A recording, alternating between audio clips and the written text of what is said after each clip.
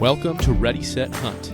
Whether you're an aspiring, new, or seasoned hunter, join us as we share our experiences and learn from other hunters around the country.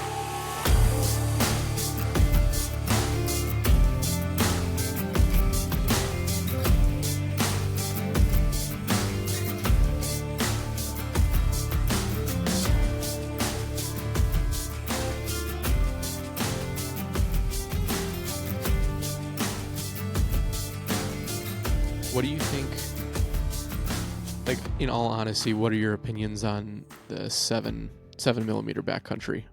Honestly. What an exciting thought to even start to ponder.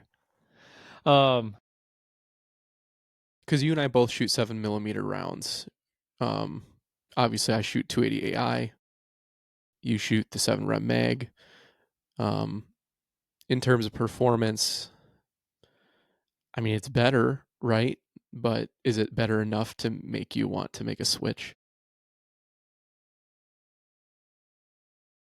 So I think the question in itself is like two-layered. Like there's two thoughts that pop into my head from the get-go. One is, how did I end up with what I currently shoot now? And I think there was a lot of conversation. We live in Minnesota, so we live below the rifle line in Minnesota, and we hunt below the rifle line in Minnesota, even though it's like less than a mile away or something like that. It's really silly. Wisconsin, mentor those in Minnesota that put together legislative items. Moving on. So I grew up with shotguns. That's all I've known. And sure, my uncles or my grandpa, pull out a rifle or have a rifle, but they were never utilized in Minnesota for any hunting purposes. Right, yeah. So when we started talking about expanding outside of Minnesota and doing hunts, naturally we have to talk about rifles, because you either have archery or rifle or muzzleloader, and the simplest place to hone in for your tool would be a rifle. Out west it's big, a lot of distance. So looking at ballistics, caliber, I mean, everything from recoil to the weight of the gun, there was a lot of metrics that came into, and feedback, right? You're reading blog after blog. I'm sure if you were out there just starting to look at purchasing any type of firearm, whether that's your first one or your 21st one, to utilize, because you got a thought in the back of your mind, well, I might go to Alaska and do grizzly. Well, word on the street is I should probably get something with a ton of energy. Or, if you're shooting in the mountains, goat or sheep, you're probably thinking, how far can I stretch out to? And you might not need as much as, energy in the general conversation. Well, we got to just digging, right? And we're looking at a lot of blogs, a lot of research, everything from the manufacturer websites of different rifles to rounds. And primarily it was a round conversation. We're trying to look at, what do I even want? Like, what do people traditionally do historically? What was created? Why was it created? How did it apply to hunting? Firearms in general were made to go to war. They're a tool in that regard from the get-go of, like, it wasn't like, hey, we need to get deer better. We need to go out to the woods. We got to do some mechanical tinkering here. But all that said, there's a lot of backstory, and I actually landed on the 280 Ackley improved. If you remember, that was, I do remember that. And my reason was it did everything that the 7 rem mag and just about every other round can do, or that you wanted a round to do. For hunting purposes, yeah. Yeah, for hunting purposes. And it's fun, right? It's not your traditional 270 Winchester. Not everyone has it. It's not a 30-06. It's just kind of special seeming. A little special. I mean, at first when you're talking about rifles, you're not really thinking all custom in your mind. You're thinking of, like, how do I put just a rifle in my hand that's going to do the job? And then the moment you get a rifle, I think you start to salivate a little bit. It's like, ooh, how can I customize this? Or how do I I don't want what everyone else has. It's just like a car. And I didn't know that that's how it was going to be at all. Right. But so I landed on the 280 Ackley specifically from a ballistic. Shoots pretty flat. Has good numbers across the board when it comes to energy and um, the chatter across the wire, if you will. There's a lot of good stories Yeah, centered around but then that how gun. did you end up at 7 rem mag then when it came to making your purchase? Well, because I think you landed on the 30-06 I did, for and the then same reason I changed to the my 7 rem mag. to the 7 Rem Meg because of ammo availability. And if anyone is listening to this and you remember back, what, 4 years from now or 4 years ago, Yeah. ammo was like just not on the shelves and nobody knew, what's it looking like for There wasn't a the whole lot future. for a while. I mean, you could pretty much only find like 308, 6.5 Creedmoor, 30-06. You could find some 7 rem mag, but I even remember 7 rem mag being tough to find at times, at Yeah, and least here. the more that I looked at it, so that's how I initially got to the ballpark, I guess, if you will, with the size of the round, how hot it was, how much it's going to kick, and then you you can customize a little bit more the weight of your rifle depending on like the glass you put on it, if you're going to run a suppressor, a brake, or something like that. Barrel length to Yeah, the glass, everyone, just so you know, is your scope. We're talking, typically it's referred to as glass. Your suppressor or your can, that goes on the end. You'd know it as a silencer in the movies or military space. Some people that are probably not in the military space have referred to it in that regard. I won't say I'm in the military space, so don't come after me for my terminology on this one. But you got your suppressor on the end of the rifle, which helps with recoil, helps with uh, suppressing your round noise when it's coming out of the barrel, to not really identify where the location of it came from. That's like the main purpose. mm-hmm. When I ran a brake when I first got my rifle on the 7 Rem Mag, and I bought a Tika, which is a fantastic company, fantastic rifles, and that brake was awesome. I ordered it from, I think, Finland, Okay. somewhere in northernish Europe. I think it was shipped from, but it reduced the recoil a whole lot. I'm talking, I think it's 30 50, to 30, 60%, 30 to 50% or something like that. Probably something closer to crazy. 50. Was that thing was called the But Terminator, wasn't it? yeah, and I still have it. Mm-hmm. I don't know why I'd sell it. It's a little personal. It's like my first, and it works so well. It's a cannon. When it goes off, So I loud. know, I know So loud. we were sighting in on a hot day up north. Probably to my stupidity, it was so hot we needed a canopy or something. We didn't pack like a pop tent or anything It like that to was sit under. it was almost We ran 100. a It was almost 100 degrees that day. It was we ran really a hot. tarp between a couple pickup doors and laid in between the pickups, shooting down range. But my brake has a what would you call it? It like Well, the it's angle got the comes side. back. It's got ports that come straight out to like kind of the side and back a little bit. It's not one of those. Sometimes you'll see a brake it's a cylinder and it's got holes all over it, and it kind of sends the gases from your shot kind of in all directions. Whereas yours is a directional brake, so it'll shoot it off to the sides and then slightly back.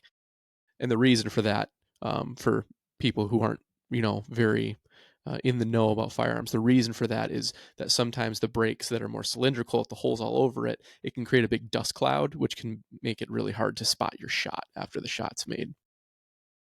Yeah, Anyway, and continue.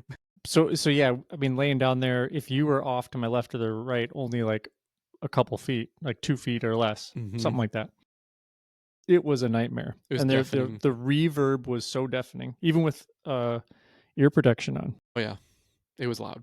And you So, you anyways, we have suppressors now. We run suppressors, and we'll probably always forever run suppressors. And that's a space we're learning more about, getting more into. I'll probably eventually go to something smaller and titanium based, is my guess. mm-hmm. I don't need to run as big a can. That seems to be the way the industry is moving, at least for Yeah, hunting. I mean, I bought we're getting into we're getting into another topic, Yeah, but completely different topic. I got the one I got was specifically because it's multi-purposeful. I could put it Mhm, on, a 5.56, or I could put it on a 30 cal round, or run it on my seven. Um, it's got a lot of different compatibility. Looking back on it, um, there's one that I really like. It's very short. It's titanium, and if you're thinking from your hunting rifle perspective, I'm never going to be swapping it out. Like, it's going to be a mainstay on that setup. So, but anyways, so I just looked at ballistics, velocity, energy, how much it moved in the wind from a round perspective, and I landed on the 7 rem mag, and it's tried and true. I mhm. mean, it's as reliable as you could possibly imagine in the world of firearms, especially with the hunting rounds. And I've been nothing but thrilled with it. It's been fantastic. I've shot some animals with it, and always hits its mark. Uh, the glass I got for it was I've been really happy with. On It's a Vortex scope. That's not I'm not endorsing or de-dorsing or down-dorsing. Fun terminology there. I'm not like speaking against anything. It's just from what I've known and experienced so far. I've been really, really happy with it. It's worked for your application. It's done everything you've needed to do. Yep. Yeah, First focal plane. It's a 5 by 25, and it's illuminated. It's fantastic. We'll yeah. we'll get more into that Yeah, some I later mean, on. But super in future episodes, we'll you, talk more ballistics, we'll talk scopes, glass, all that kinda stuff, but we'll talk. Like, I want to stay on topic with the 7 backcountry, and you landed on the 30-06 for pretty much the originally same reason, and it again is as tried and true as it come. But talk to me a little bit about that thought. I mean, yeah, I started with the 30-06 mainly because I thought it would be a pretty good starter round in terms of recoil. For a 30 caliber, it doesn't really recoil a whole lot, and had slightly better performance than the 308, which was another thing I was considering, and mainly because of ammo availability, and it's a short action round. But So landed, hold on. Let me stop you there real quick. yeah, From talk, just give me a little bit of like brief uh, foundational terminology of what you threw around there with like 30 cal to 7. hmm The what I run, and then what else did you say? You said short action, short action versus long and you or said long something action. else. You said something else, but Something about ammo availability, I think. I don't know. no, I can't remember. Just I might be wrong too. Just take those Okay. two thoughts, because I want to, as we're speaking about these things and just chatting with the wind with each other on it. Um, hmm I want to help bring understanding. That was something that I really would like people to do for me in any Yeah. space, but specifically when I first got going. So when we are referring to, for example, 30 cal and 7 millimeter, that is actually the diameter size of the projectile that we are shooting. Now that is different than the cartridge that we are shooting, right? So when we're talking about the projectile or the size of the projectile, that is technically caliber. So a 30-06 shoots a 30 caliber bullet.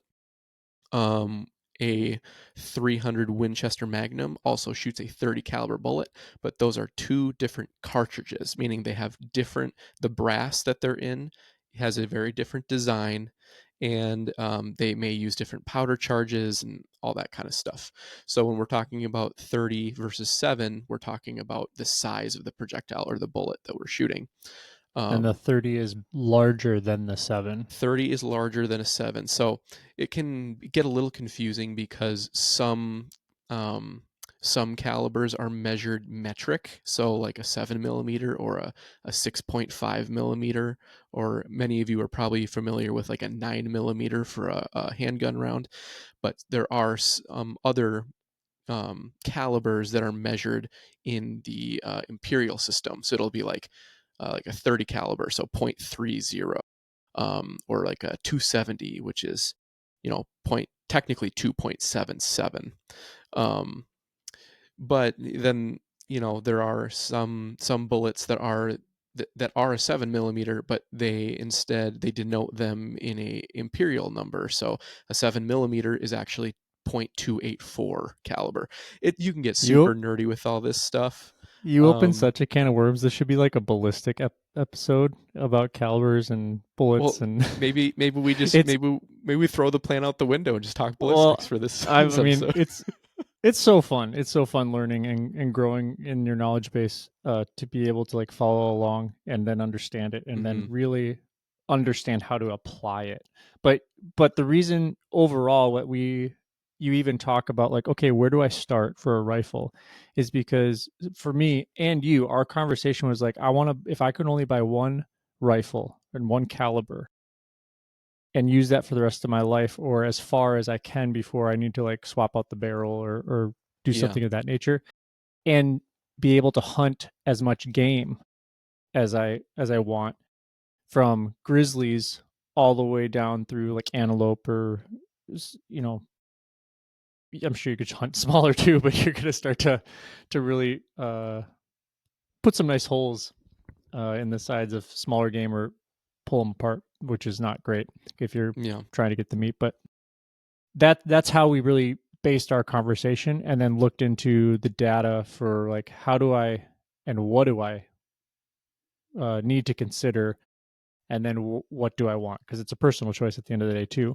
and then to be honest I would have never gone the 30-06 and Hmm. with all that's out there but you it's like so tried and true old school gangster You like I can't go could wrong like you with can it. do nothing but respect it Like I don't. I mean, yeah, I've switched since, but I don't and I would buy a 30-06 now totally. just so you know. I have no regrets um having a 30-06 as my first gun. I think it was a great gun to learn on for the size bullet it shoots. The recoil was, pretty tame.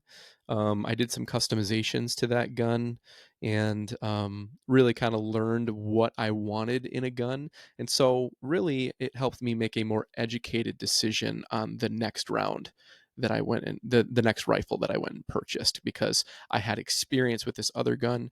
And I mean, honestly, I would have if I had stuck with 30-06 and not changed a thing, I'd be just fine and would still love shooting it. It was a sweet setup. It was a really cool setup, but I just kind of wanted to try something different, and so now I have something that's just a different flavor. Although, do you want to know what's kind of funny about it about the 280 AI? Is that the case um, is actually designed off a 30-06 case. So it just has some slight changes made to the case itself. But so Yeah, it's like our rounds that we have now. So I'm running the 7 rem mag and you're running the 280 are actually incredibly similar. Mine in is their from in what their I understand. performance and ballistics. Yeah. Yep, and mine's just packed hot. I mean, Hmm. if you're talking very plain, if you've never talked about rounds or bullets or casings or anything like that, just on the layman's terms, there's more powder in the case Well, to it push the is it bullet. is deemed a magnum round, a 7 rem mag, so it typically is a hotter round. It's going to have a little more recoil. It's usually going to have a little more speed, but that's only part of the story when talking ballistics. Yep. But anyway, with the 7 because backcountry, because I got to go into it. I got to go because everything from the length of your barrel, uh, the groove of the barrel, right? So how many revolutions you get out of the yep, that's bullet called your twist rate. going through uh, the barrel, all that's going to affect velocity and Hmm. probably your energy as well in varying degrees, depending on how hot it is, how much wind, or there's some factors included in there. But and then your rifle setup. But uh, short action, long action. You mentioned short action, so touch on that real quick. Yeah, so there are two main action length. So we're talking bolt action rifles here. So when we talk about rifle hunting, we're not using semi-auto. So a bolt action is it has a bolt that you move, you pull back, pull it down, it loads one bullet. You pull a trigger, you have to cycle that. It kicks out the expended cartridge. You put the bolt forward, it loads a new one in. That's a bolt action rifle.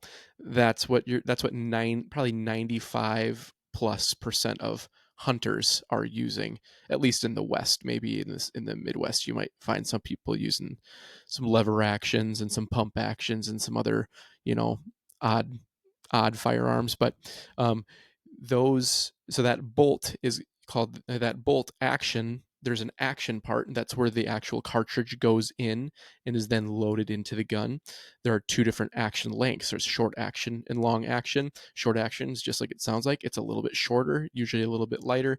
It also means that your bolt throw, when you're cycling around, is going to be faster because it's not as long. Whereas the longer action is going to take a little bit longer. It's really not a factor, I don't think, in any meaningful terms. Um, but some people really care about that. I think they more so care about it for the weight savings. But short action cartridges are going to be much shorter, and long action cartridges are going to be much longer. So Amazing, that's kind of like amazing a explanation. Thank you thirty for that. thousand foot view. Yeah. So then, with that all said, that's a little bit of that backstory. Looking at what my rifle does now at distance, and comparing the 7 Rem Mag to the 7 Backcountry, because when it came out and you sent me the link, which I saw in my inbox, because I get emails too, I was like, oh, that's cool. I hadn't looked at it, but then you sent it to me, and I dived into it, and really only what did I see right? Only after like 600, you start to make up some meaningful 500, 600. I mean, that's traditionally, unless you're running like a heavier, not as hot round, like a 308 or something like that. Mm-hmm. Your backcountry rounds, and it is fantastic. So let me just give a disclaimer there. It might be what I have to go with unless I went with like the 7 PRC is pretty cool, and so is the 6.5. But um, this they did some different things with this round, They did. putting it together, specifically the casing, from Mm-hmm. what I understand. Yeah, Uh, it's not made of brass. It's actually made of a special type of steel, which is very interesting. Because Super interesting. historically, cartridges that have steel cases are considered very cheap, but this is a very specific, special type of steel, and I think they said it's like called peak alloy technology or something like that. Federal came out with this bullet or this round. Federal's the only one loading it, which I think is maybe one of my biggest reservations. I really love Federal ammo. I've had a lot of good luck with it, especially their terminal ascent, which they are loading the 7 Backcountry in terminal ascent. But it sounds like, I think from what I read, Federal did put a patent on that cartridge. So I don't know whether or not other ammo manufacturers are going to be able to produce it. So it kind of sounds like Federal might kind of have a monopoly on this cartridge, which sounds like a lot of rifle makers have signed on to chamber their rifles in 7 Backcountry. So it's not really a rifle availability stand or issue. I think it's literally just an ammo manufacturer issue. I think that's my biggest question mark. But it's still so new. We don't have a ton of information on it. Yeah, just some basic context. Like you have your brands like Federal, Hornady, you have Winchester, Remington, Mm-hmm. and then you get into like their sub kind of categories. You might have your different rounds, and then you have different versions of the rounds that they produce. So when you're talking about terminal scent, that's what I've landed on. I Mm-hmm. really enjoy that round. I think Terminal it can. ascent, they're actually talking about a bullet in particular. The actual projectile, that's a terminal ascent projectile. And you could take that projectile and put it in a different company's brass, because brass is pretty generic in terms of, fit and everything. But um but so that's the bullet. But what's interesting about the 7 Backcountry is that they have specific brass, and it's made of a very specific material, and that's been patented.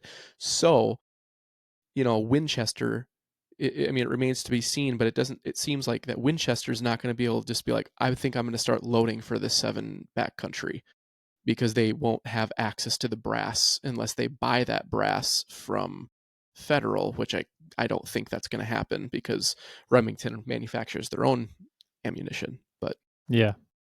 Well, so to land the plane on the question that you had, I don't know if it has enough rounds across the board are all pretty fantastic. If you have done your research, you kind of get into a grouping of like, oh, these 5, 6 rounds are going to do X for me at this distance.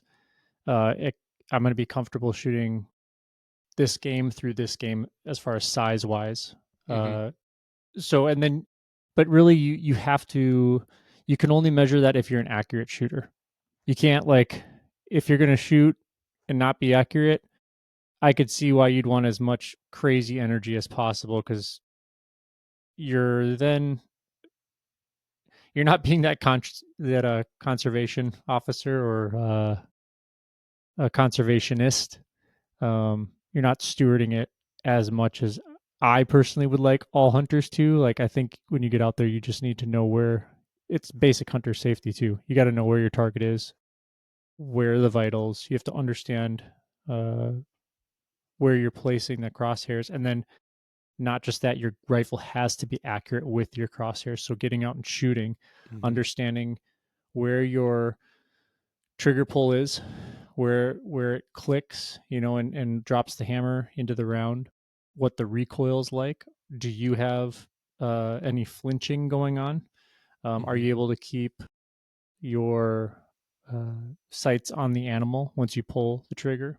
There's a lot of factors in there, but we're talking about accuracy. So I'm right now, I'm not going to be shooting out past 600 eh, traditionally in any reasonable sense, unless it's the most calm day and unless it's probably like an elk, which has a larger kill zone within their body mass. That is a, because I've shot just about that far, and it's also a comfortability. And then, does your glass really allow you to see well? You know, out that distance, and that's far. If you're just getting into this, or you've been into this while and you've been in shotgun zones and you've been shooting like 70 yards, 100 yards on a shotgun with open sights is far, Mhm. like very, very far. Some people are fantastic at shooting open sights in that space, but I've learned I reap way more benefit from running glass and being accurate, knowing where exactly my rifle's shooting. So that's kind of my assessment. I don't have any real need for it. It's not going to make me go spend money. It's Sure. really sexy. It sounds, Mhm. looks sweet. Even in the name And 7 Backcountry, you're just like, "Oh, that's amazing." well, I want to go out and because the round itself is geared. What is it? A 20-inch barrel with a suppressor on it. You're getting 7 Rem Mag performance out of a 20-inch barrel, which I think is pretty much like the biggest selling point. If you were to put that, And when you're talking about performance, you're talking about velocity. You're velocity. talking about energy because the energy is Mhm. way up on it as well. It's higher, yeah. Yeah, it's very comparable 7 Rem Mag And then the drop. performance or 7 PRC performance, but in a 20-inch barrel. Now, if you were to get a rifle chambered in 7 backcountry with just like a standard 24 or 26-inch barrel, I mean, you're going to be pushing past 7 PRC Cooking. performance. This is the 7 PRC killer, honestly. But again, the shortcoming is it doesn't use normal brass. It uses that specific steel cartridge, which I think we'll see. We'll see what happens with it. So I don't know. And there is the backcountry hunter, right? Which we dabble in. There's a space for it. There are, and more power to you. Like if going backcountry is not your thing, like great, that's that's fantastic. But there's a large subsect of hunters that throw everything on their back: food, shelter, water, pack out gear, and they don't roll out with horses. Like at least we don't yet. I haven't bought Lightning, my all white with the black stripe on the schnoz or anything like I that. haven't heard of Uh, that. making it up as I go right now, but I'm specifically just floating the visual. You're getting out of your vehicle, you're putting your boots on, you're gearing up, you're throwing everything on you, you're looking at your buddy and going, okay, or you're going solo and you're going, okay, that's where I want to go because I've scouted and a few, it's like a mountain range away or something like that, right? Hmm. You're looking way across and you're going way down, around, up, over, and you're getting way out there. And now you're out there. I say all that to set the table if people are trying to crack the code of how do I get the lightest round? How do I save weight? Because there's so much going on my back. And then when I'm packing out a bunch of meat, I want to save every ounce. And you always have this saying, what is it? And you've probably got it from somebody else or somewhere else, but ounces equals pain or What is it? Ounces equal pounds, and pounds equals pain. Yeah, Mhm. and that's super real because we've learned in 5 years of uh, backcountry hunting, camping out. Well, I don't need this anymore. Oh, I'm not going to use this. Mhm. Oh, I'm going to leave this home. And you might really want to bring it, and you might actually have a utility, but from a need standpoint, you're kind of stripping away the fat of the experience and going, Yeah. well, how do I just make this raw and real to really experience this? And you can add stuff back in at any time. It's not like you strip it away and leave it behind. But Yeah. talk to me about what your thoughts are, and then we'll move on because I've sucked a lot of air That's talking alright. about this so It's far. alright. Yeah, I think it is a as a round, the 7 backcountry definitely brings an advantage for a backcountry hunter who wants a lightweight rifle with a short barrel.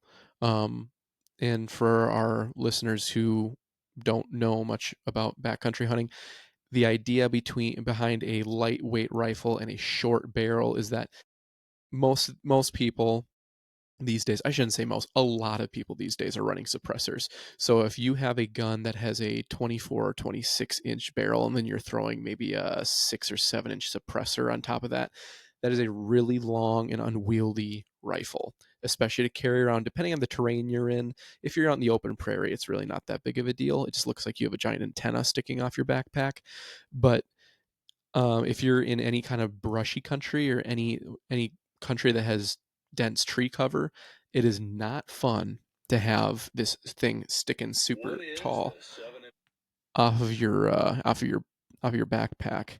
And so yeah, a short barrel just means it's going to be a little more compact, a little more user friendly. But typically, like Chris mentioned earlier, when you have a shorter barrel, when you cut inches off your barrel, usually that is a decrease in velocity. So Federal came up with a round where they can have 7 rem mag performance, which is usually a 26-inch barrel, if I remember correctly, typically on most factory rifles.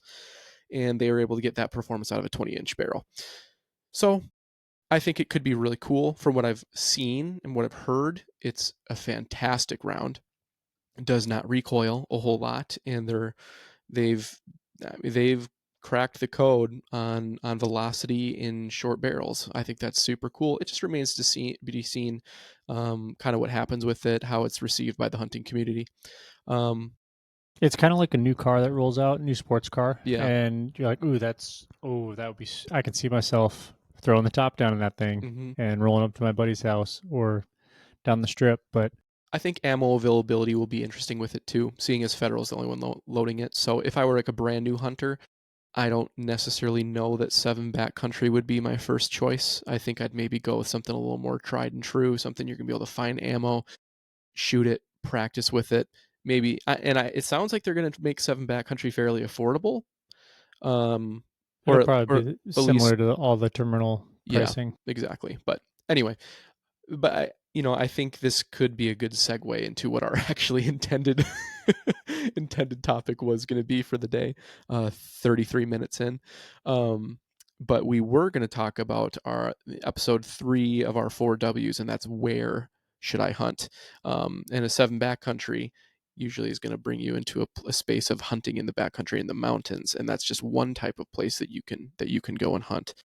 Yeah, So, so give us an introduction to. I'm brand new to this space, Pete, and I've never hunted before. And I have some options. There's a farm out here, and there's my buddy. He's got a place in Idaho, and like, what if there were some general regions or experiences? Like, I imagine deep woods, or maybe mountains, or mhm, prairies. Give me a little bit of those, an introduction to hunting locations. Maybe from where you've experienced. sure. Is that a good place Yeah, to start? I think that's a great place to start, Chris. I mean, obviously, you're going to have all sorts of different regions throughout the country. On the East Coast, you're going to probably be looking at slightly denser forest. Um, in general, you're going to have coastal area, and then the further west you move, maybe it's going to maybe open up a little bit into more deciduous mixed hardwoods.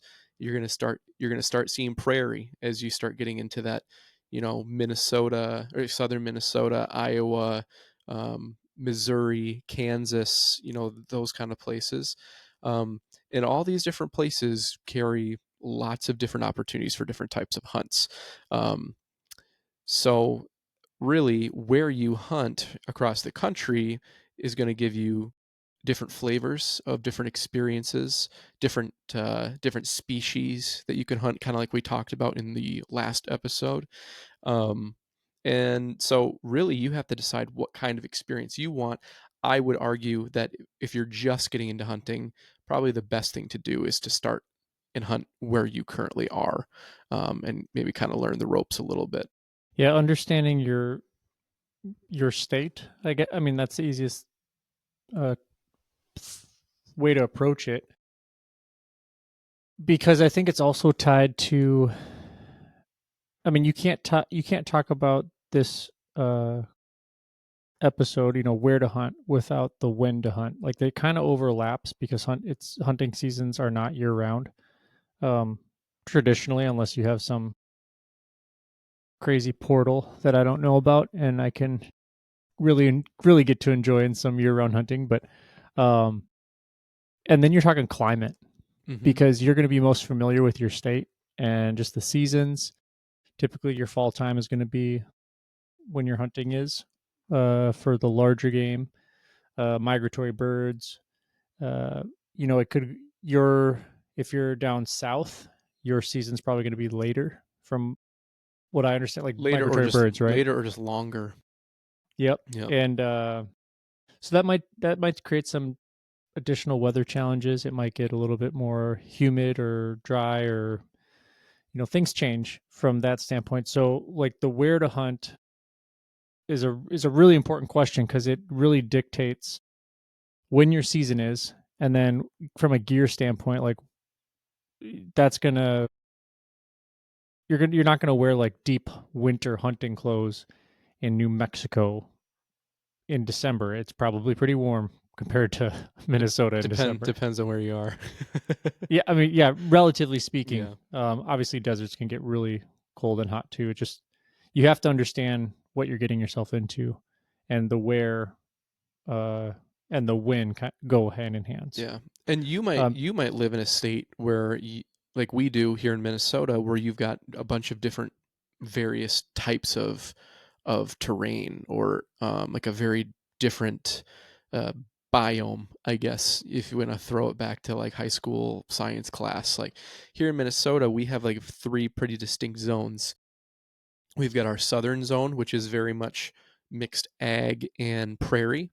Then you kind of have and very flat for the most part. Yep, and then you kind of have central Minnesota, which tends to be a little more rolling hills, still fairly flat, but it's going to be more that farmland, kind of that classic agriculture and mixed deciduous hardwoods. And then you get to the northern part, a third of Minnesota, and it's northwoods. It's thick. It's pines. It's evergreen everywhere. Deep woods.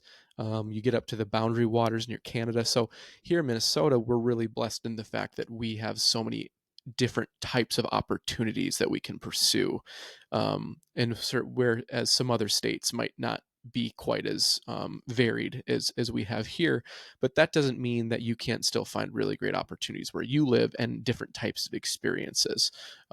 We could jump into the public versus private land conversation. We'll get to that in a little bit, but What's your favorite hunting spot? If you have to right now imagine a spot, what hmm, is it and why? that's a tough question because it depends on what I'm hunting. What comes to mind? Like most often, when you're like, man, I would love to. That was a really magical moment. Was it the hmm was it the cactus in your tummy? That that was a There's magical context there, people. that was a magical moment. But there were certain parts of that moment that I would change if I had the chance. Peter laid down on some cactus to get a shot on an That was in antelope eastern Wyoming. I and knew what I was doing. I knew there were cactuses there. took one for the team. I took one for the team to in the name of success. And I was picking cactus needles out of my stomach for the next 2 days, but That's it awesome. was it was worth it. But um, yeah, I think we talked about it. We've talked about it in one of these episodes before. Honestly, one of my favorite places is Wyoming. It's just such a cool place. I don't know what it is about, and I love all parts of Wyoming, West Wyoming, East Wyoming. Um, we've hunted pretty much just more the eastern half of Wyoming so far. So it's been a lot more like badlands and prairies and stuff. But I love that terrain in that setting. It's such a cool place. Hmm. Um, it's not quite as intense as like big alpine mountains, but there's still lots of terrain and topography to traverse. And yeah, I just love it. Yeah, I mean, it's going to be hard to beat the family growing up on the family farm Yeah. in the woods and the fields, and we Again, it's got so hard water because access. And they're all such like different experiences. It's almost hard to it's like comparing apples and oranges, they're just so different. our first Western hunt out and doing Nebraska is still very vivid and very special to me. And I do really want to go back to that exact spot and hunt those gullies. Hmm. I thought that was really exciting for being your first out of state unknown, right? You're getting into the unknown of the hunting world. How do I expand and grow as a hunter just outside of what I'm comfortable with? Because it was an uncomfortable situation because you're using maps. You're trying to understand where the deer are moving. Um, you're accessing public land. That was all really new for me. So, Hmm. um, but how do you talk to me a little bit about how you choose a location based on the species you hunt? Can I choose a wrong location? Is that possible if I'm hunting ducks or deer? Like Definitely. the answer is yes. So Yes, I'm leading the witness. But you can absolutely choose the wrong spot. so like if I'm hunting duck and I go sit out in a field for duck opener, is that good? Depends on the field. Okay. If I'm gonna go deer hunting and I'm gonna go sit along the highway, is that good? Probably not. Although we do see deer on the side of the highway all the time, but not a great place to Some hunt. dead, some alive. Yep, not a great place to hunt deer. No. Um, It totally depends. yeah, it depends on the Just talk to me species. about that space. It just depends on the species you're looking at, right? So, um, when we are choosing spots to hunt, species dependent, we are doing a lot of research. We're reading information online. If it's something new, once we have some experience, obviously we have more of our own personal experience to go off of. But there's always new information out there. I think it's really important when you're trying to decide a place to hunt your animal is learn as much about the animal you're hunting as you possibly can. Learn about its biology. Learn what it's eating, you learn where that animal is probably going to be certain times of year, what that animal's doing at certain times of year. All this information is going to give you a better idea of where you're going to find that animal at the time that you're planning on hunting it, and that's going to help you decide the place to go. You can also use your local state game agency biologists as a resource. Part of their job is to answer questions from citizens of the state and outside of the state. So you can literally call and talk to your state biologist and ask them all these questions that you might have on an animal. They might not give you specific answers necessarily about exactly where to go, but you can glean a lot of information if you kind of do your own part and do your legwork and come up with good questions on the front end. Don't just like call someone and be like, "Hey, where should I go hunt?" But come up with like actual specific questions and say, "Hey, I was looking at maybe hunting an area like this. What are your thoughts on that for this time of year?" Again, the animal you're hunting and the time of year you're hunting is going to determine where you hunt in terms of maybe region and types of land that you're looking at. Um, so, an area where I hunt deer more than likely isn't going to be the exact area that I hunt ducks, but they might just happen to be close by, or you might be able to find a property that has a little bit of both. It might have a good slough on it that you can hunt ducks, and then it's next to a nice wood lot and some CRP field that would be attractive for deer. Um, so I mean, it's a completely mixed bag, but it's going to be species dependent, and that's kind of on you to figure out as a hunter, whether you're new or experienced. Okay, so when we talk about top hunting states or regions, Hmm. discuss some states. Give me an understanding. I know that there's bear out there, or I know that there's, some states, I see these magazines and they got these huge deer on them. Where can I go shoot a big deer like that? Like, give me some context for some game and locations for the where. Yeah. Since white-tailed deer is the most popular game animal in the United States, I'll kind of start there. I mean, you can hunt white-tailed deer almost anywhere in the lower 48.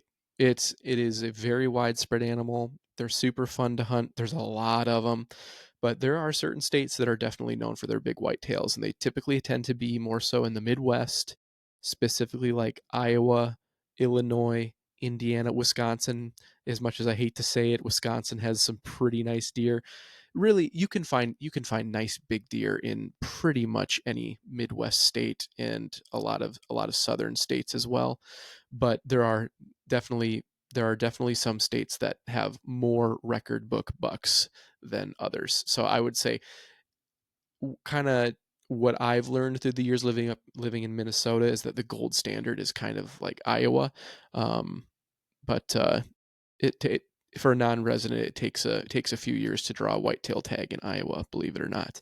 Um, what have you heard, Chris? Have you heard similar things, or have you heard of other states that might be pretty lights out for whitetails? Well, the largest whitetail I've seen was in Nebraska. That's true. Nebraska can be really good too. I don't want to even give out of these secrets, but yeah, I mean, I don't know if they're secrets. Like, it's not a Nebraska's a secret. big place, Yeah, so no, I don't think it's a secret that Nebraska has great if whitetails. if one of you brand new hunters, or you're like, Remy, if you're listening and you've been searching the World Wide Web for best kept secrets, and you're like, oh, this podcast by Chris and Pete, they just talked about the largest whitetail he's ever seen is in Nebraska. You might start go hunting over there, but probably not, because the whitetails you've seen are probably twice as big as the one I've seen. And it True. was, but it was big. It was a very That very was a nice deer. it was a very nice deer. We won't even say what part of Nebraska we were in, but I would say that deer going on the wall at like Cabela's or Shields would be one of the nicest ones on that wall, like whitetail. wow, it was I don't know big. if I you, don't know how I don't know if it was that I big. saw him at 15 yards when he ran out next to me That's at true. the end of You did. the You night. got a So better it look at him. was literally, it was bananas. And when I say that, it's like the size of his Tine, antlers and yeah. his main beams were just, they were solid. He was a stud. Hmm. But Talk to you me know, about. you you're t- you're actually asking a question about habitat. Hmm. So you can find large elk in New Mexico. You can find large elk in Idaho. It depends what kind of food sourcing is primarily there, and then how tucked away or unpressured they are. Wolf population, or Even just the if you, way the state manages their game populations, because it's not all states manage the same. Some states they manage for quality of elk. Their sole purpose is to grow big elk or big deer, and then some states their goal is quantity. They want to have the largest elk herd. They want to have the most elk on the ground, so it's going to give you a lot more opportunity. So I mean that can be a big factor too. yeah, and some states do a little bit of both, Hmm. depending on the draw system, point system, region you can hunt in, zone you can hunt in. That gets into the tags, but yeah, Wisconsin, Iowa is famous. You get some big deer out of Illinois, Hmm. and um, you can find all that information if you just Google is at your fingertips now. You can biggest deer in Illinois, biggest deer in Wisconsin, and it'll pull some of that out of there. But that you probably don't have access to a lot of that. That's probably a lot of private land, and then uh, obviously there's different amounts of public land uh, in different states, different areas. So some of the, I bet you there's huge deer. I know there's huge deer down in the river bottoms of Minnesota that you can only get in there, and the city manages it with like archery groups, or because you can't have massive amounts of deer running around the metro. Uh, so you can pull some really large deer out of places that you wouldn't expect. Yeah. And then you can also go way back in the backcountry and find massive deer, but also you can find like not massive deer because Mhm. the food in that area just might not be as helpful to growing their antlers Or they had a tough or winter size of the deer. and Yep. that stunted growth of large deer, all sorts of factors go into it. But um, yeah, so you just kind of have to figure out where you want to go based off of your goals as a hunter. But again, I think that your best option is going to be start local and do what's attainable for you personally. Chris, talk to me a little bit about um, public versus private land hunting and why that matters and kind of your slash our experience with the difference in public versus private land. Yeah, it's a great question. It's a pro and con to both, obviously. So private, well, I'll just start there. I grew up on the farm, like I've mentioned many times. And you know your boundaries, you know where your property line ends, you know your neighbors. If you have good relationships with your neighbors, pretty much on this, you can be like the best relationships. You're on the same page. Hey, let's not shoot the little bucks, or let's not shoot the medium sized bucks, and we're only really going after the top couple bucks there. But we also know that deer populations move, bucks travel, so there's a little bit of that factors in. Um, you can put up trail cameras on both public and private, but you might have food plots on private. You might keep seeing that same animal over and over again in that area. And then specifically when you get into private, um, you're not worried about other hunters pressuring or coming in there and, for lack of a better term, messing up the area or the plans or their patterns is a big thing with game, right? They have patterns: eat, sleep, move here, drink here. So I I love both probably equally. It's nice when you're in private because you can go to the farmhouse or Hmm. yeah, I sit with my uncles and that's just special. It's an honor, and they share that's their space with me. They allow me to come in and um, honor honor those that allow you to come onto their land, especially, well, even on private, but you honor those that allow you to come onto their property if they have rules like, hey, I'd rather you only take a doe this year or something like that. Hmm. They can kick you off at any time. Yeah. So, um, That's I would see I can see that as a pro to private land, but I can also see it as a con to private land yeah, because if you don't personally own that private land, if it's not yours, you are playing by the rules of the person that owns it. Whereas with public land, the only rules you're playing by is the rules of your state. yeah, and private's nice too if because you will know what's on private if you have access to private. You probably can scout private. Hmm. Uh, Year after year after year. Usually that access is in closer proximity to where you live. That's probably the natural way of why you hunt private or have access to private land. And if you're going out west, unless you're doing some like charter or, a guided hunt, you're not going to really know what's out there. You're going to be spot and stalking. You're going to be scouring thousands of miles all around you in different directions. Hmm. But you also see large herds of like elk on private and you can't get to them, and they'll sit there because they know they're safe and they're not being pressured. And maybe then you see those guys that do have access come in and they take a couple really nice elk, you know, while you're watching them through your binoculars, Yeah. which we saw this year. Yeah, we So experienced that this past fall in Montana. pros to like public though is you're an explorer. Hmm. And I think that's the most exciting thing about the public space. It is your land too as a taxpayer, and you have to really think of it as your backyard, but then you're also bouncing into all the other people who are on that in that same privilege or access. So you're a little more cognizant of um, when you're tracking an animal, finding an animal, spotting an animal. You have competition out there. They are your colleagues in a sense to um, support them, and you share stories and tips and different things. But yeah, so that's a little bit of that twofold, I guess, on the surface for my how I think about it. Yep.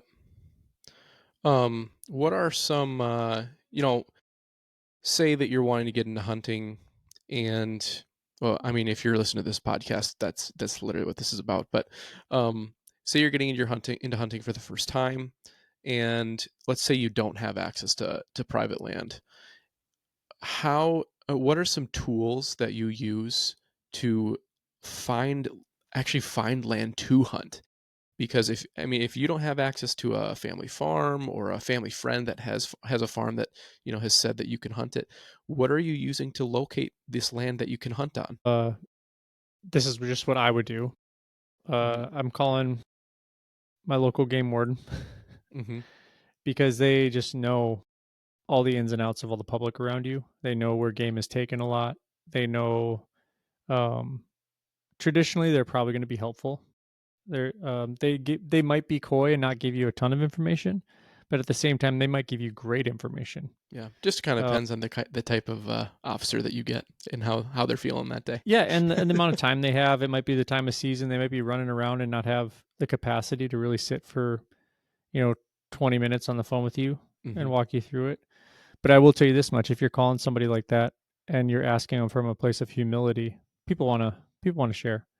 You get on your like you've talked about it before, your DNR, your waterfowl websites, there's a lot again of forums and chatter out on the web. Mhm.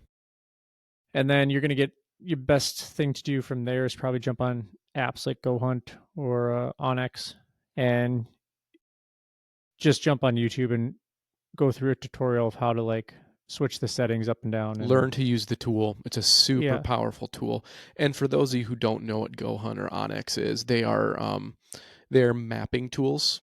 You essentially you can look at an area or your whole state or even the whole country from an aerial view satellite image, and you can zoom into these areas just like you're using Google Maps on on your phone or something like that.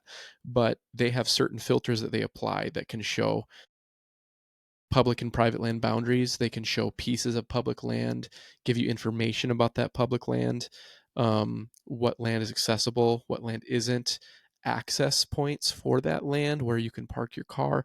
There's all sorts of information on these tools that is very powerful and very helpful for a first time hunter. Um, they are often paid subscriptions or paid services. I think they do have a free Onyx does have a free version. It's missing quite a few of the features that you'd really want, but you it's well worth the it's money. definitely Well worth worth the it. money. Yep, it is a tool that you will be using constantly. Very very You can worth it. see all the property lines, you can see who owns it, Hmm. you can drop markers for where you see game, where you've shot your animal and have a blood trail. You can turn on the tracking so it can actually track you through the woods. So if you do lose the blood trail, you can go back and look at, okay, where was the animal going? And you can like it helps you from a directional standpoint. And do they have regulations in there? I can't remember. I don't believe so. Not actually in the app, but another product we use is Go But Hunt. you'll have your units, and then you Yeah. can have your special access units, Hmm. like, and you'll understand how to apply your The tags. best place to find regulations is just to go to the state you're hunting in, go to their website and find their regulation brochure. And it changes year to year. And so it's important that you stay up to date on your regulations. Really know your regulations. That will save you a lot of headache and potential issues. But we've used Go Hunt the past couple years, and we've enjoyed that. Go Hunt has some other tools and features other than just mapping. And this is not an endorsement for them because we aren't sponsored by them or anything. It's just a tool that I've really come to love. And as a Go Hunt Insider, it's a paid membership, but what they can do is they can help track your preference points and bonus points in different states, which again we haven't really gotten into a ton yet, but it can help you with figuring out where you want to hunt. They have like unit profile breakdowns, so you can learn about specific units that you might want to hunt in. This is more specifically for hunting out west, not really so much for Midwest or East. But Go Hunt is a very powerful tool if you're planning on hunting out west that I would highly recommend.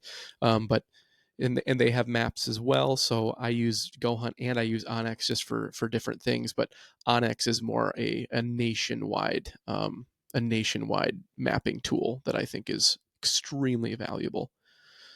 Um, Yeah, we also in this conversation of where to hunt, we didn't touch on it here. And I can't believe we don't have it on our agenda, but it should be on here. Cost will vary wildly depending on the where. mhm, Um, and so like locally, you can go out and to your gas station in many states and buy your tag for whatever game you want to hunt, and you might have public a lot of public land or little pockets of it all around you. mhm. Besides a box of ammo and maybe the blaze orange requirement or something of that nature, you're in for like under $100 pretty easily, and that can be a half hour from your house. So you're not thinking about lodging, you're not thinking about extra food or different things like that. It's so close and convenient. That's a blessing, super blessing. And we do that with ducks in a lot of ways. We can go out to spots. More local to us for sure. Yeah, and we get in, we can bring our kids and sit for 2 hours in the morning and be out of there packed up back home by noon. And that's just for our family's sake and like wives. That's a win. Yeah, there's a lot of Now, value in that. yeah, if you're thinking about out west or out east or wherever south, Alaska, you have to consider what is this going to run me, because you're going to be talking about travel and what gear am I bringing? Do I have to ship that gear? Do I have to check other The bags? further you go, the more expensive it gets. That is just a rule of thumb. Yep, because there's a lot more factors and logistics involved Yeah. when you're So just doing this further. consider that when you're looking at the wares of around the country, because there are those majestic hunts. Every one of us, Peter and I included, want to be on the biggest grandiose hunts possible, Hmm. but it comes into what's attainable from a dollar standpoint, because you know I got to take care of life, and I'm not at this point rolling in the Elon Musk space. So hopefully that'll come here next year, and I will be, and then Elon will be taking advice from me. But until that point in time, that's kind of those things. But talk to me about uh, importance of obtaining permission for private land hunting, Hmm. because you can't just roll out to any. Why can't you roll out anywhere that you see an animal? Walk me through that. Private property rights. In this country, we have a lot of private property that is owned by citizens of the United States or elsewhere. Um, but yeah, you can't, if you see something on someone's field, you can't just go hunt it. You have to get permission for that piece of land. So you can go knock on someone's door and say, "Hey, I'm Peter, and I would like to hunt your land. I'm really respectful. I'll make sure if there's any gates, I'll and if I open a gate, I'll close it. All that kind of stuff." But they have every right to say no. And probably, especially in today's day and age, more and more people are apt to say no. A lot of private landowners are doing leases where they'll say, yeah, you can hunt my land, but it's going to cost you $500 for a season, and that would be on the low end, honestly. Yeah, especially out west when it's like elk that people can charge Yeah. gobs of money. They can charge you to access their land, but you can still find people that are willing to let you hunt for free. Sometimes they'll ask for a favor in return, maybe like, hey, help me move some hay bales or whatever it is. I would just like some of the meat. Yeah, They'll say that too. yeah, that's a Yep. great thing too. Um, but yeah, private land access is awesome. I mean, honestly, some of the best hunting you're going to find is going to be on private land. It's just there's no way around it. Those are usually unpressured animals, especially if it's a farm that there's no other hunters there. They're unpressured animals, so they get bigger, older. They're not as, skittish around people. Um, but there are millions and millions of acres of public land out there that you can get to also. So, I mean, if you can get access to private land, great, but public land is always there for you too. Yeah, a lot of the hunting that takes place too, especially when it comes to deer, elk populations. It's hard to find those 5-year-old, 6-year-old animals, Mhm. at least from like a whitetail perspective, in where we have access to hunt. Obviously, ducks and some of those that other game, you're not really thinking about age with birds. You're thinking about that from an antler standpoint, or this amount of meat. You get meat from anything. Yeah, access, and then how pressured they are, where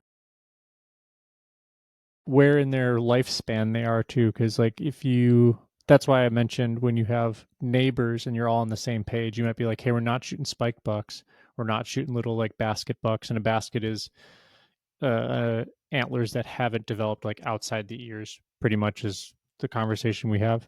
Mhm. And um you want something nice to possibly hang on the wall and that has lived a good life. uh So, but moving on, when you're like, let's move on to a little bit of that thought process in the field. Mhm. So you've kind of identified where you wanted to hunt, the game you're on. You got your license, you got your gear, but now I'm getting out there. I've made the drive. I've rolled into Wyoming, and I've identified the unit or the where I'm going to set up shop. What does that look like? What kind of resources are there? We've talked about a little bit of the mapping tools, but how do I get more information when I'm out there? Am I going to the same places we've mentioned? The online forums. If I have reception, am I calling the local game warden? Walk me through how you have done it in the past in our hunt speed. A lot of it is so much prep. I want to have a game plan before I get out to that spot, and fully knowing that things could change the instant I set foot out there, because there's a big difference between looking at a place on a And it screen. has. It Yes. has like many times. Mhm. There's a really big difference between looking at somewhere on a screen, satellite imagery, even 3D imagery that a lot of these tools has. You can get down into a canyon, use a 3D image and be like, "Okay, so this is kind of what it looks like." But it's just not the same as when you're there. And so you do have to realize you're going to need to be flexible, but you have a decent plan based off of the research you've done, the information you've learned about the spot, whether that's from a biologist, game warden, or even other hunters who have been there.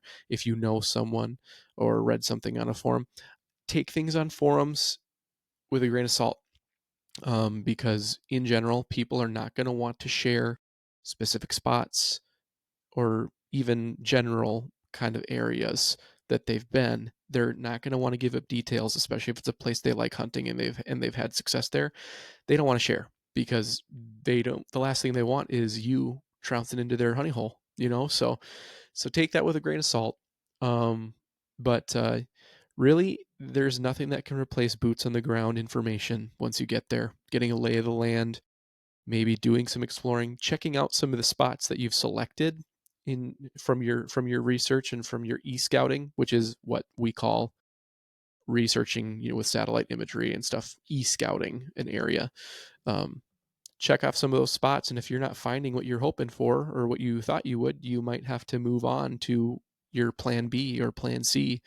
Um, but 95% of the time, you are in a spotting posture. mhm. You're out there to locate and understand the signs that are around you, bedding, feeding areas, water, and then also the weather, the climate, how high or low the animal is in at that point in time, or the migration pattern. You have to know the season, which the when is the next episode we're going to talk about, which that's equally as important as the where. So when we get out to a spot, we're constantly having our heads on a swivel as we hike in. We're trying to be a little methodical. We're looking at ridges like, okay, well, we could take this line and it's much easier. But if we go right here to the right, 300, 400 yards, we're scaling this other gradual ridge, and now we're going to be up top of like a ridge system. We can both look left and right, and it's like maybe 1,000 feet down or lower into the gully. So you're expanding your ability to spot game or identify game, and I'm specifically talking about elk or deer right now, antelope too, to but an they're to an primarily extent. more flat areas. But Yeah. um, yeah, we like to get out and give ourselves some breathing space, some time where we can ease into the hunt before you start hearing shots on like opening morning. Um, and you can do that all throughout the hunting season, right? If you're getting out there, you're going to want to sit and identify. As a newer hunter, you're probably looking for your first opportunity, any opportunity that's going to give you a possibility of success. As you get further into it, you might still operate that way.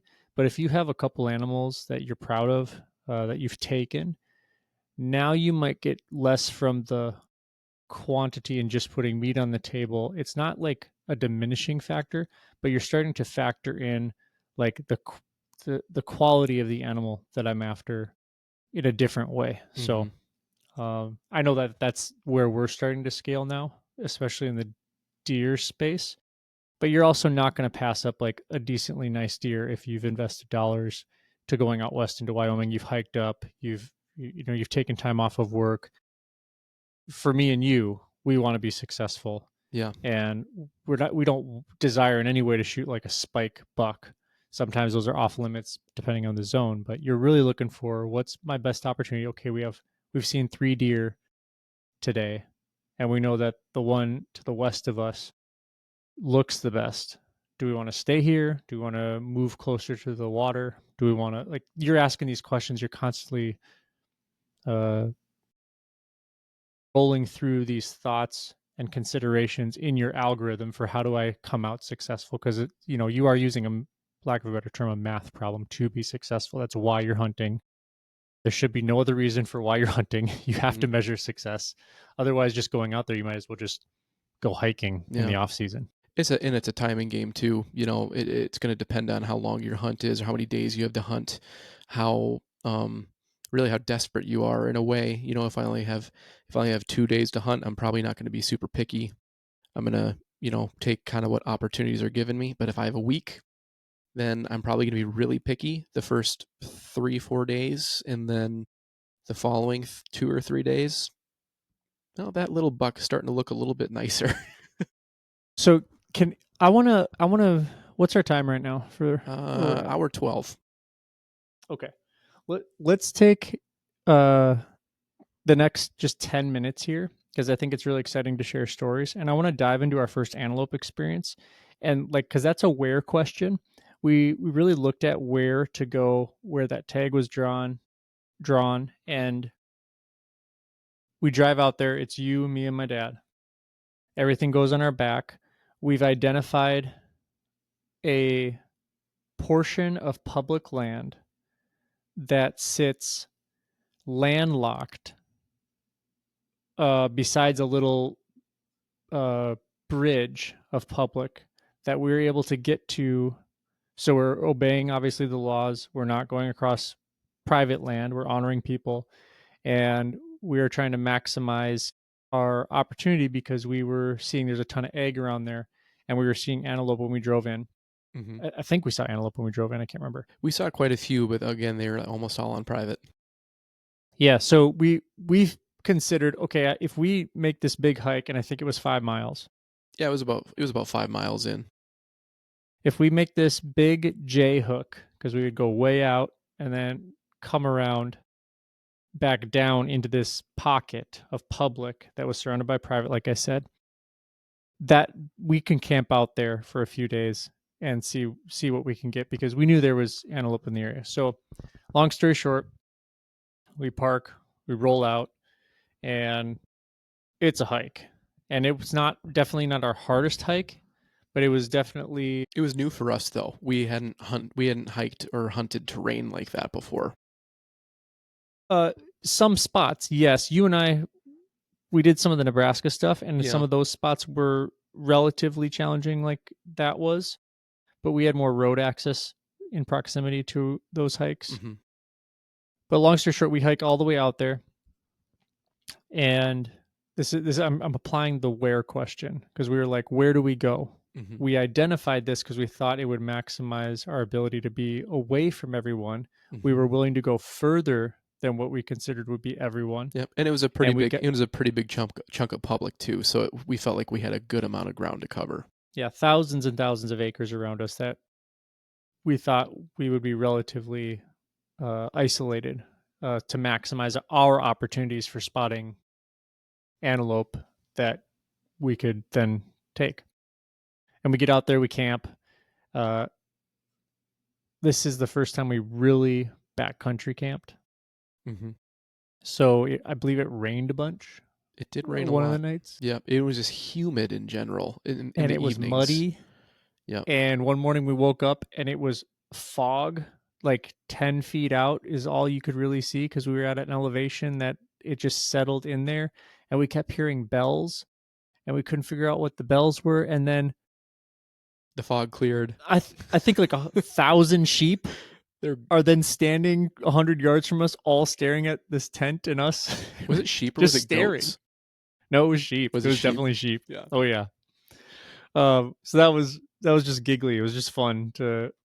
Well, those aren't huntable, but it's fun to see a bunch of animals out here, and it's free range, right? You're out west. Yeah. So we get in there, and long story short, we identify some pockets of antelope.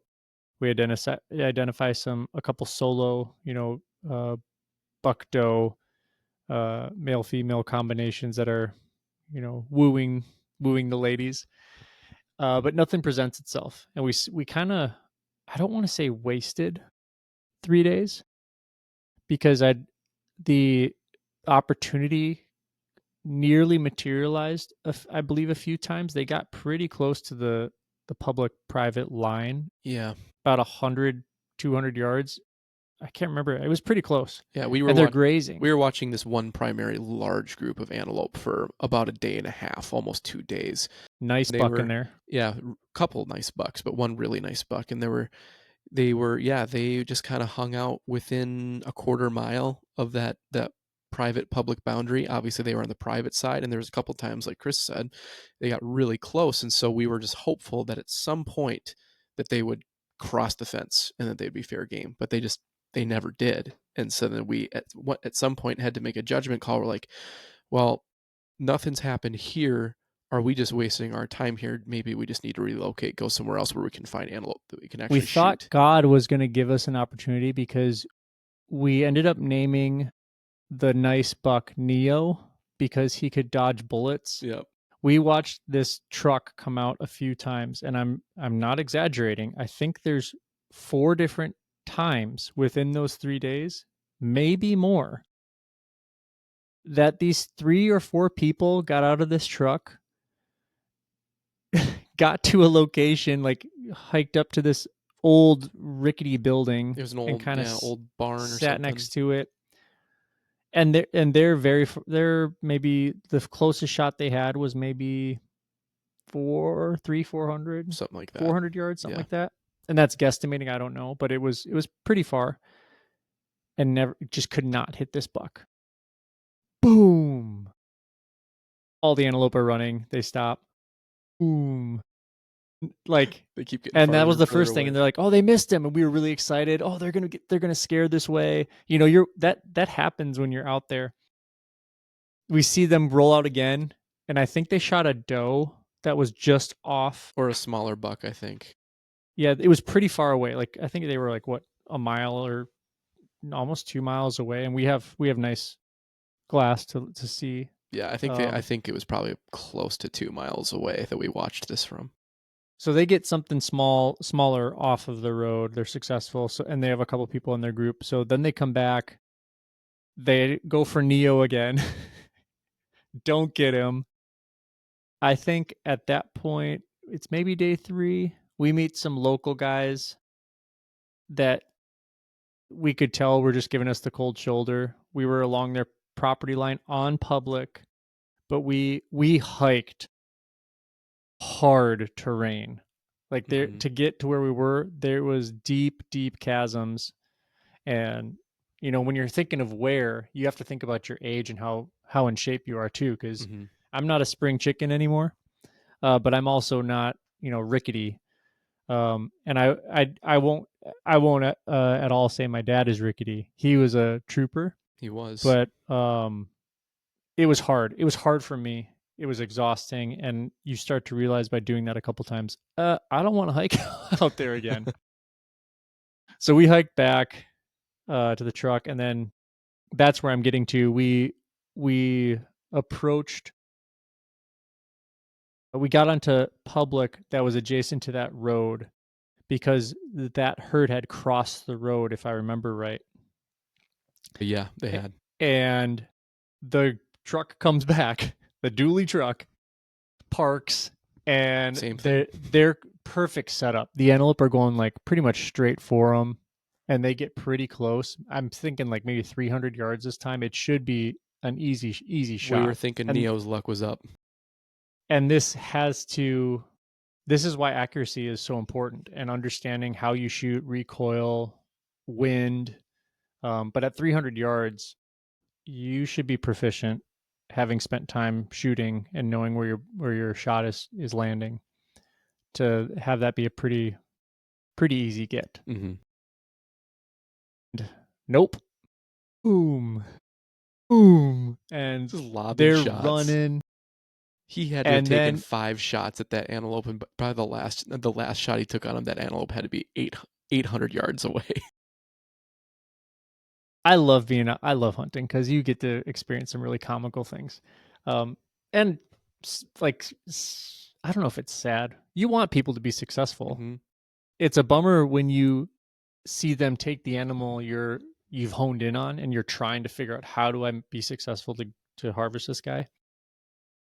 But when they don't and they haven't wounded them and they're still out free and then they turn and they're coming to you like straight towards you like they were pretty much doing with us, Mhm. and they were coming and I was like, Pete, we got to move up here more, and I think they're going to come right toward us, and they were booking it towards us. And at this point they're like 1200 yards from us. I don't know if they closed to like, was it 600? It was still Probably, very, but they were still on private land. They were headed towards public, but yeah. they ended up turning a different way than we expected, and then it was clear that We lost him. We walked back. I almost stepped on a snake. That's another thing. Location. There's predators, bears, snakes, those different things you have to consider when you're going to your where.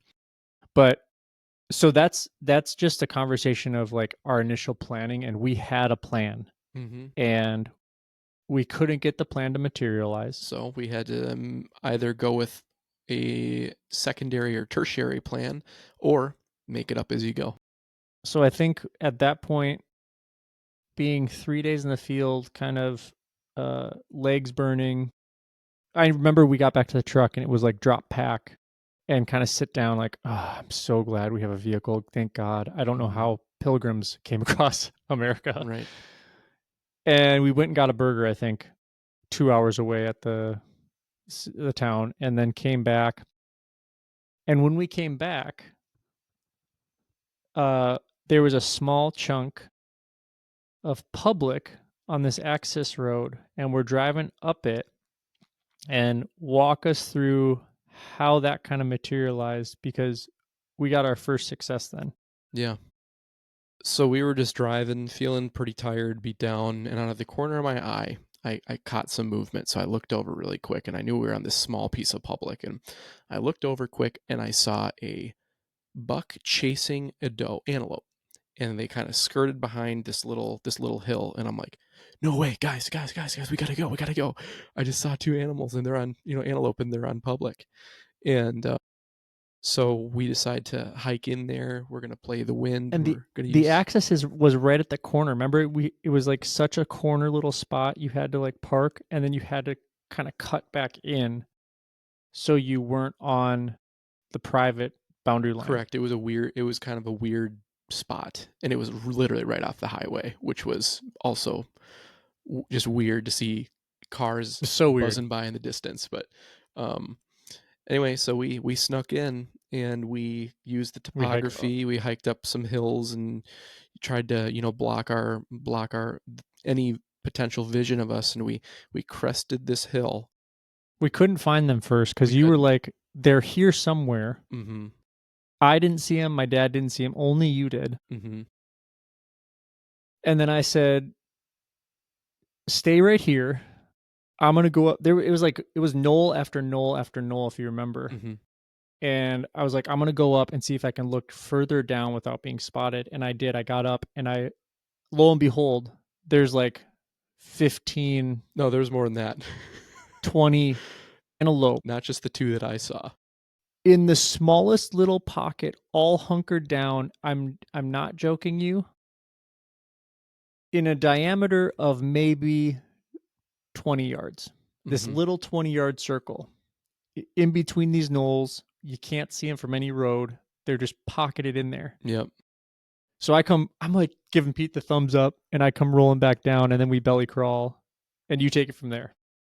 I don't want to give away too much of the story because I would like to touch on this because there were some lessons we learned from this, and we can share that in a future podcast. But we rolled up on we climbed up a hill. Once we kind of got that was right behind where the antelope were laying. They were going to be facing the opposite way, so and the wind was in our favor, so it Perfect was a wind. perfect setup.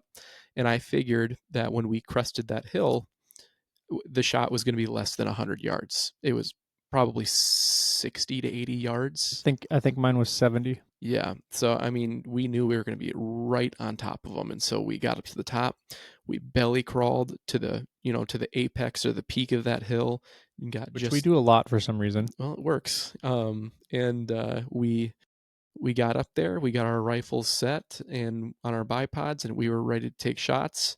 And all I'll say is we did walk away with an animal, but I'm going to save that whole situation for a future episode.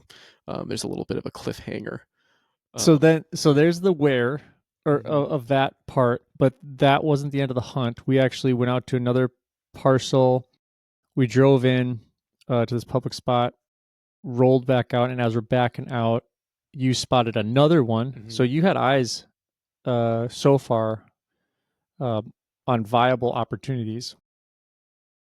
We back out, and it's just a lone buck sitting in the middle of like there was this uh, cresting hill, very gradual hill in the middle of more rigid topography. So it's kind of like a if you think of a meadow and how water would flow down this meadow out from kind of like a higher mountain. And it's very gradual rolling mountain at this point. But we back out of view past the hill there, mhm, get out, grab our rifles.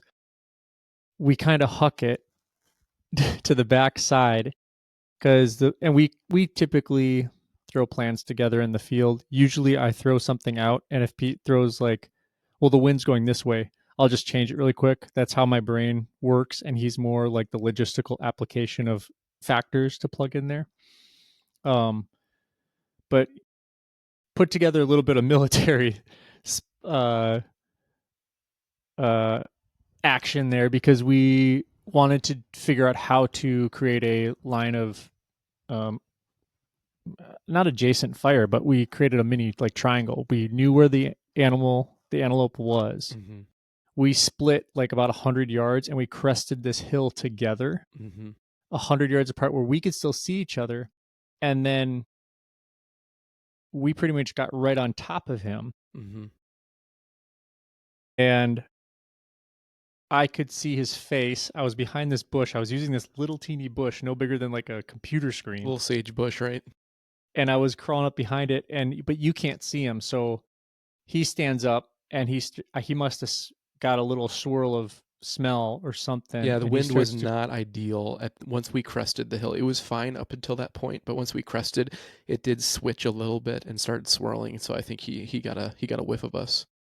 So I had a my main tag, which is buck doe, I believe it was right, Hmm. buck doe, and then I actually drew an auxiliary Two doe tags. lottery, two doe tags. So I had shot that first story we told Hmm. was a doe, and I had Hmm. shot that doe. So now we're here, and I wanted Pete to get like the next one. I just love team play, like with being successful. There's many stories like that, but he gets up and he's going away from me, and I'm like, well, I gotta shoot him, but I'm like, my heart is going, no, Peter's gonna have a good shot. Just don't do it. And I'm like, but he's 45 yards from me. Nope, just Peter's. And I'm signaling to Pete. I'm like, you can't see him. He's right there. And Peter's turning. Like, remember, he's belly crawling. And he goes about 120 yards out, and he hooks right. And that's where I'll let you start to take the story, Hmm. because this is like your moment.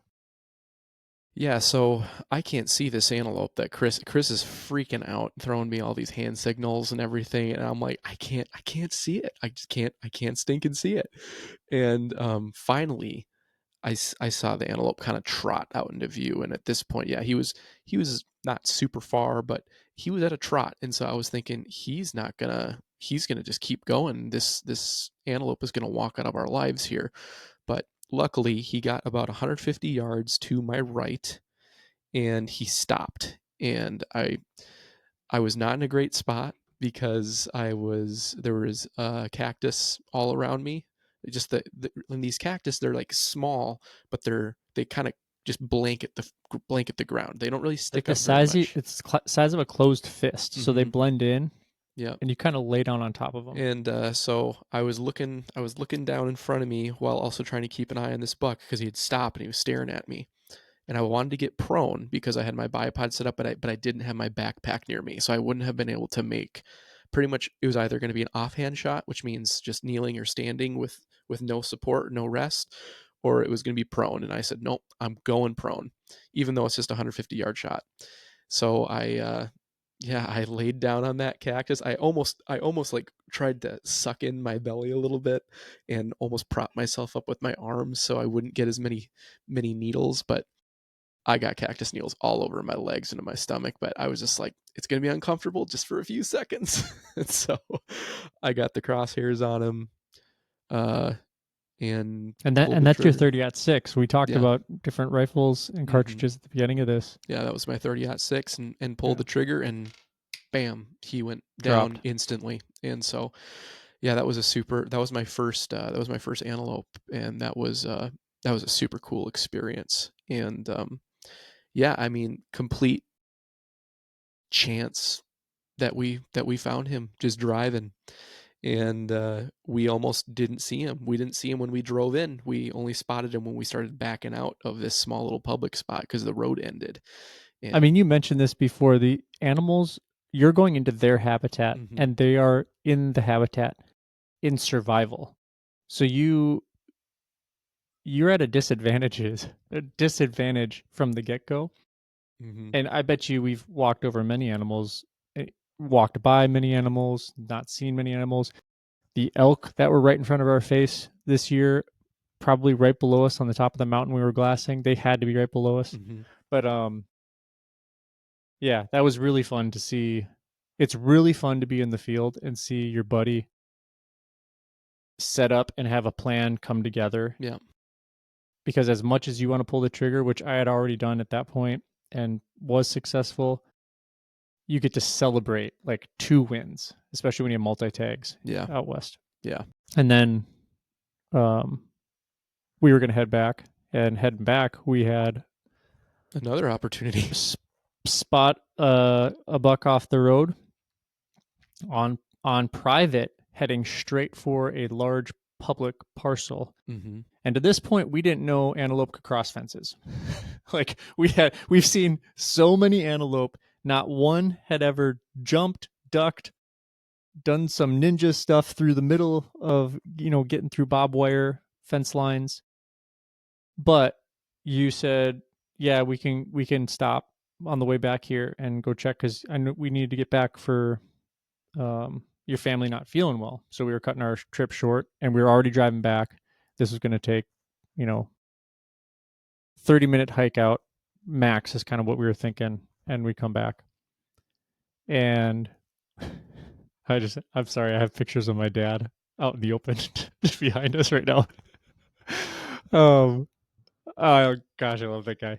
um so we get out probably, I don't know, we pushed it a little further, but maybe a mile, It was, yeah, it was probably three probably almost a three mile. quarters to a mile or so. And so the private comes down from a very big, one very big ridge, Mhm. comes way down to an open meadow, With a creek and running through the middle. there's a fence line there, coming down the ridge, a really nice creek through the middle, like Pete just said, and then it goes up into big bluffs, like very large bluffs. We're on those very large bluffs approaching from the east. The antelope's coming down from the west, and I think there was maybe two doe, or a doe and a, yeah, there were two other doe with them, Mhm. and we had hucked it out there. We weren't in, like, we just had our basic. We were in I think. jeans Yep, I and had a jeans sweatshirt. on. I grabbed my rifle, grabbed my binos, and I think you just grabbed your binos as well. And rangefinder, we get out there, crest the top of this, uh, almost the last knoll of those bluffs, and I spot him 200 yards inside the public line, and I'm beside myself. So this is playing into the where, like, because you have a plan from the very beginning of this trip. You've done all your research, you put the plan together, you talked about it, but we get all the way down to the tail end. Things have changed over and over again. You're in the vicinity, you're in your zone, you're still in that space, but you are not getting success on the front end, and you don't really get the opportunities on the front end. But by changing it up, this is just how this trip played out. I'm like, oh my gosh, my heart's beating. I'm like, Pete, he crossed. Like, it was, you have to imagine, we've seen hundreds and hundreds of antelope gingerly walking just on private land. Like, you can't touch me. Mhm. You'll never get me. And so I book it as quickly and as, without working up my heavy breathing as possible to that last bluff. And you come up beside me. I sit down, go prone. We range him. I'm trying to let my heart calm down. It's like 310 yards, I think it was, or Yep, something of that that was the final nature. shot, 310. And I put it on him and pulled the trigger, and we came back th- three for, 3 for 4. yeah, because you had, No, you had yep, you had 3 tags and I had 1, so I filled mine and yep, you filled 2 of yours. yep. So, yeah. So that was just an elated experience. It Mhm. was it was so fun, and it just comes back to the where, like, when we've gone out on hunts and we come back not successful. But that's just an example of a plan starts, you change it up. The change up might not go according to plan, or might be vastly different than the plan you had set out originally. Regardless of all the factors, weather, whatever. But long story short, you will probably be less successful than you want to be.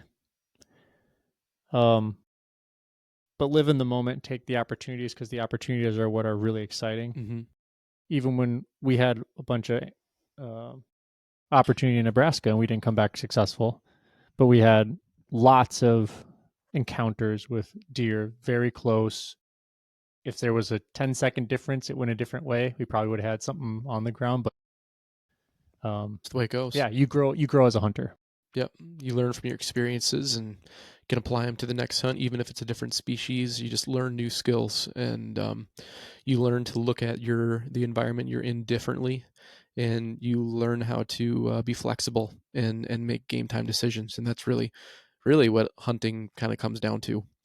Um, but kind of wrapping up here, um, what are some of your favorite places to hunt?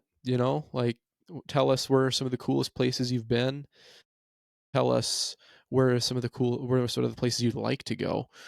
We've shared some of ours in past episodes and a little bit today, but just want to thank you guys for joining us for this episode.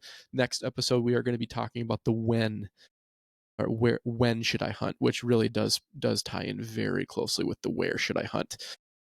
So until next time, follow us on social media. Shoot us a DM or an email with any questions you might have. Suggest any topics you want to hear about. But I think we did it, Chris. Ooh, Ron Spoomer has a 7 millimeter backcountry conversation I'm going sh- on YouTube. I'm sure he does. Let's not open up that can of worms again here. Okay. All right. Have a good day, everyone. Thanks, guys.